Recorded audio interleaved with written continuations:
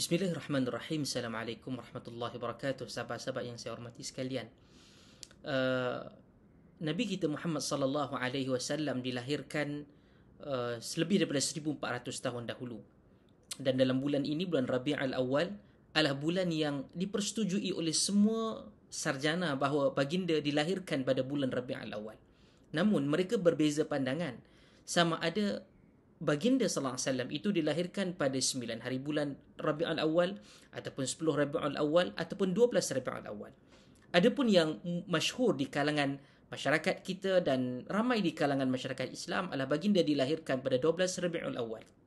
Namun tokoh sejarah moden seperti Syekh Dr. Safiyur Rahman Mubarakfuri rahimahullahu taala dalam kitab beliau Ar-Rahiqul Makhtum menyatakan bahawa pandangan 12 Rabiul Awal itu tidak begitu kuat dan kukuh dan cenderung kepada 9 Rabiul Awal, dan itulah juga apa yang saya sendiri secara peribadi cenderung tentangnya. Adapun 12 Rabiul Awal ianya lebih kepada tarikh kematian baginda Rasul sallallahu alaihi wasallam, kewafatan baginda pada 12 Rabiul Awal.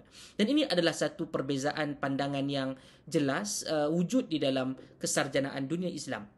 Adapun begitu, saya kira kita perlu untuk bersepakat bahawa bulan ini, bulan Rabiul Awal, adalah bulan kelahiran baginda sallallahu alaihi wasallam. Adapun yang saya ingin kongsikan adalah antara dua unsur yang perlu ada pada kita sebagai seorang Muslim dalam beriman dan berinteraksi dengan kehidupan baginda Rasul sallallahu alaihi wasallam sebagai seorang rasul dan seorang nabi yang merupakan utusan Allah kepada umat manusia dan kepada kita, iaitu dua, iaitu al-hub wal ittiba'.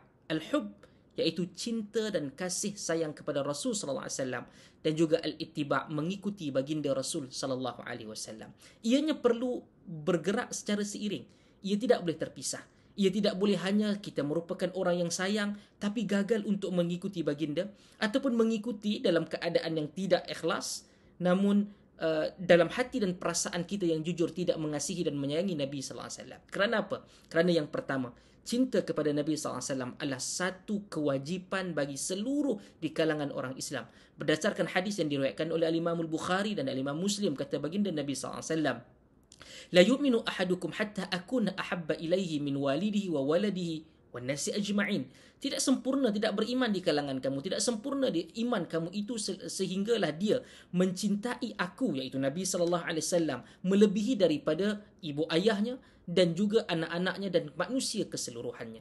Tidak ada sebarang yang kita boleh letakkan kecintaan selepas Allah melainkan kepada Rasulnya sallallahu alaihi wasallam. Sebab itu kita menjadi begitu sensitif, menjadi begitu berjaga-jaga apa sahaja yang bersangkutan dengan Nabi sallallahu alaihi wasallam. Sama ada orang menghina baginda ataupun orang berbohong di atas nama baginda Nabi sallallahu alaihi wasallam. Kedua, iaitu perlu adanya ittiba'. Ittiba' ini maksudnya apa?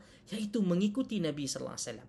Apa yang Nabi buat kita lakukan, apa yang baginda tidak lakukan kita berhati-hati untuk tidak lakukan. Apatah lagi ianya bersangkutan dengan urusan dan hal ehwal agama, berkaitan akidah, berkaitan ibadah dan berkaitan dengan akhlak. Benda yang berkaitan dengan urusan muamalah, urusan keduniaan, itu adalah hak dan juga kebebasan yang diberikan oleh baginda Nabi SAW dalam urusan seperti kenderaan kita, perumahan kita dan yang lain-lain. Kerana ini tidak ada kaitan langsung dengan agama, tetapi akidah, ibadah, ini adalah dua perkara yang sangat ditekankan untuk kita mengikut, tapi bukan berinovasi dalam urusan akidah dan juga ibadah. Kita lihat ada watak seperti Abu Talib yang sangat-sangat mencintai Nabi sallallahu alaihi wasallam. Tidak ada siapa yang boleh nafikan sayangnya Abu Talib, iaitu ayahanda kepada Sayyidina Ali radhiyallahu an.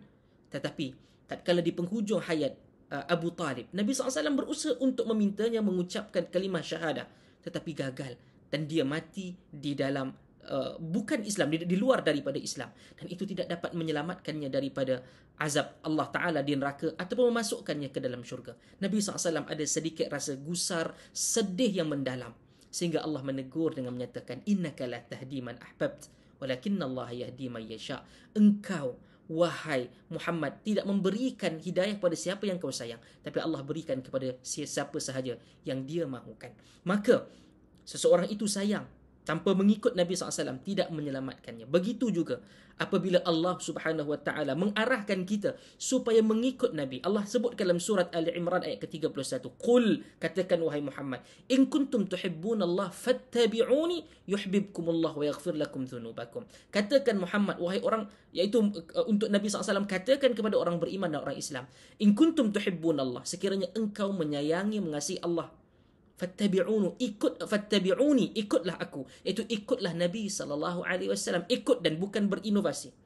Allah Ta'ala akan mengampunkan kamu dan menyayangi kamu semula. Dan ada watak seperti Abdullah bin Ubay bin Salul yang secara zahirnya mengikuti Nabi SAW, kononnya dia beriman, dia munafik besar. Tapi apabila Nabi salat, Quran menggambarkan bahawa mereka ini wahum kusala, mereka salat dalam keadaan yang malas dan sangat membenci. Secara zahirnya dia mengikut, tapi dalam hatinya Allah Ta'ala menyatakan bahawa mereka sangat membenci Nabi SAW, tiada kasih dan sayang. Sebab itu ia perlu seiring. Kita tidak boleh hanya membacakan ataupun mengangkat kesayangan itu tanpa mengikut. Begitu juga kita tak boleh hanya mengatakan bahawa ikut tanpa ada sebarang kasih dan sayang yang mendalam kepada Nabi SAW. Ia perlu seiring. Ia perlu seiring. Sayang dan ikut tidak boleh terpisah. Semoga Allah Subhanahu Wa Taala jadikan kita umat yang sangat menyayangi dan mengikuti Nabi SAW, dan kita dapat bersama dengan baginda di syurganya kelak, dan Allah Ta'ala rahmati kita semua. Terima kasih. Semoga kita jumpa lagi. Wassalamualaikum warahmatullahi wabarakatuh.